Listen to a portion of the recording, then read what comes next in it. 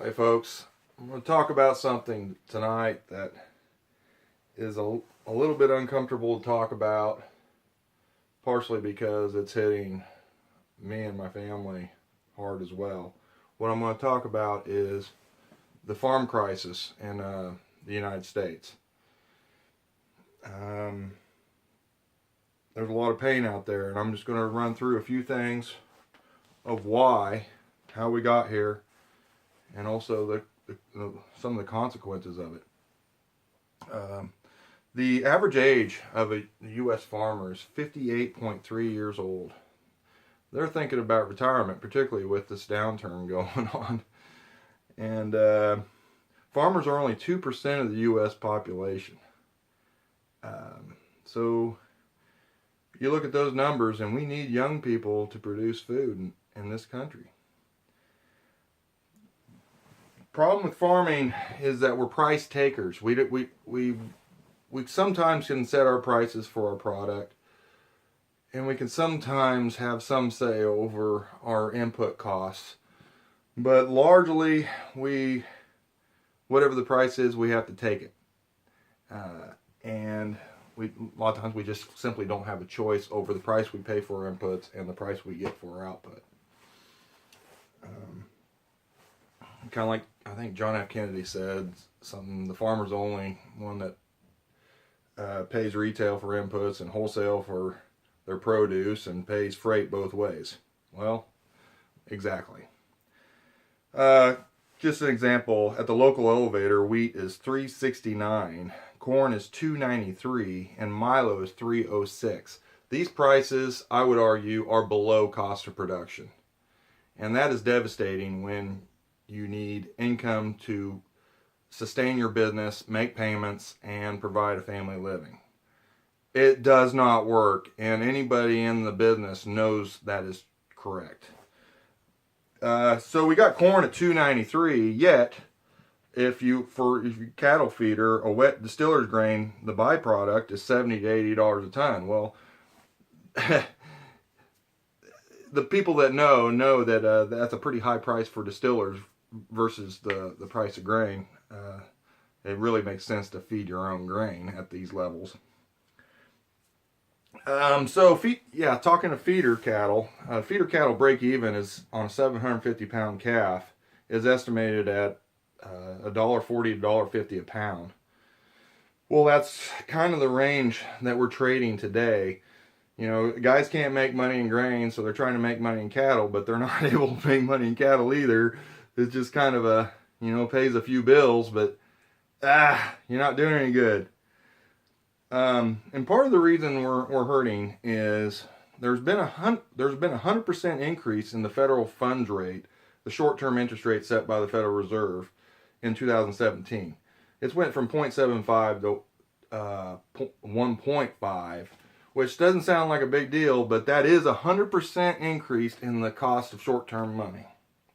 You know, of course, when you borrow it at the bank, it's a lot higher rate than that, but that is the rate that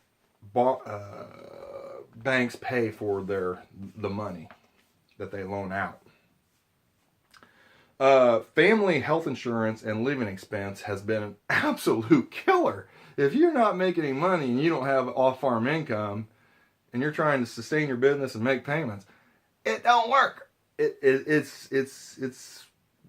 We're going backwards, and we're going backwards in a big way. Equipment dealers are charging more for parts and labor because they're not selling equipment. Hey, I don't blame them.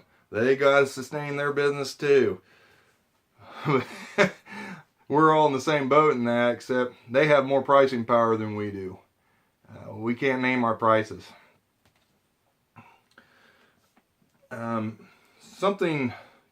Kansas State University's Ag Manager program, they do analysis on cash rents on dryland farm ground and irrigated and everything.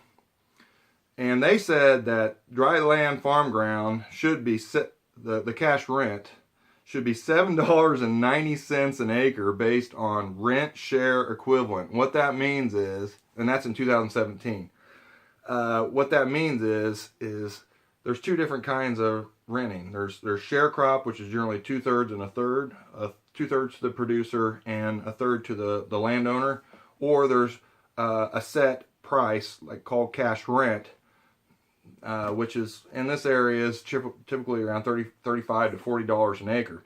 So, and rents still are $35 to $40 an acre, but the numbers say that they should only be $7.90 an acre. Well, the landlord's like, whoa, that doesn't even pay my property taxes. And they're right. It's not working for anybody. This doesn't happen all that often, but we are in a crisis. It's different than the 80s, but it is real nonetheless.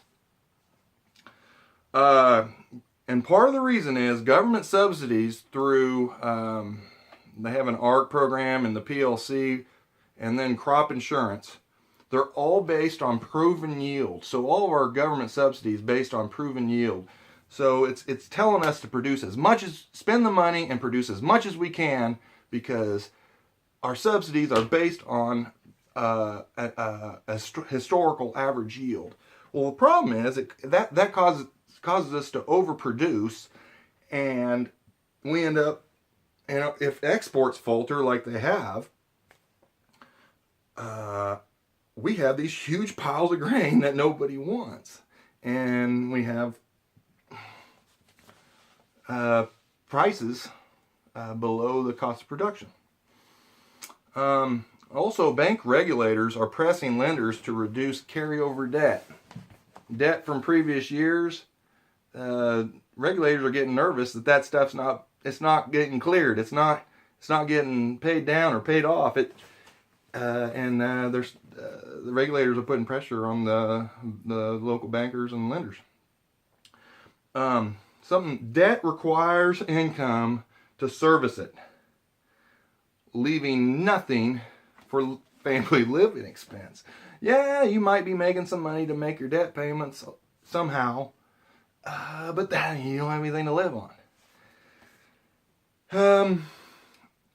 And so that leads me to an article produced by The Guardian, which is a UK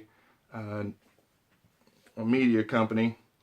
And the title of the article is, "Why Are America's Farmers Killing Themselves in Record Numbers?" Whoa, alarming.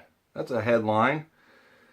And in the article it said, Newsweek reported that suicide death rate for farmers was more than double that of military veterans.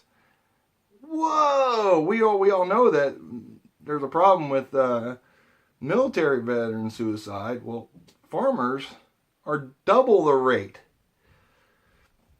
Over double the rate. And the article said that could be understated because of suicide disguised as farm accidents.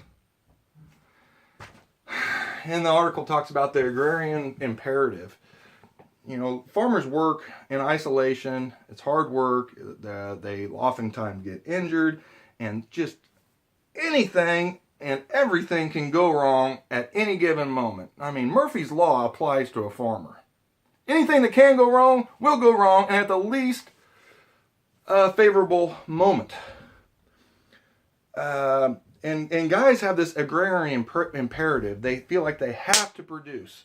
That their job is to feed the world. And when they don't produce, or they go broke trying to produce, it leads to some serious feelings of failure. And, you know, it's not on them. I mean, this is economics, and the economics have moved against us. And I would argue that farm policy has created this crisis. That's something that a lot of people don't want to talk about. We were encouraged to overproduce, and overproduce we did, and now we're suffering the consequences. And in that same article,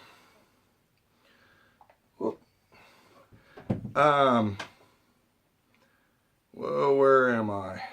Oh, the CDC reports suggested possible causes for high suicide rate among U.S. farmers, including social isolation, potential for financial losses, barriers to and unwillingness to seek mental health services, which might be limited in rural areas, and also access to lethal means. Well, that's true.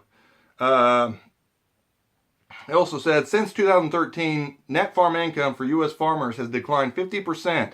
Median farm income for 2017 is projected to be negative $1,325. And without parity in place, essentially a minimum price floor on farm products, most commodity prices remain below the cost of production. So what I'm trying to say is, if you're a farmer or you know a farmer, I understand your pain. If we need to work together and talk about it. Whatever we can do to help each other get through this. And that is my message for the evening. Thank you.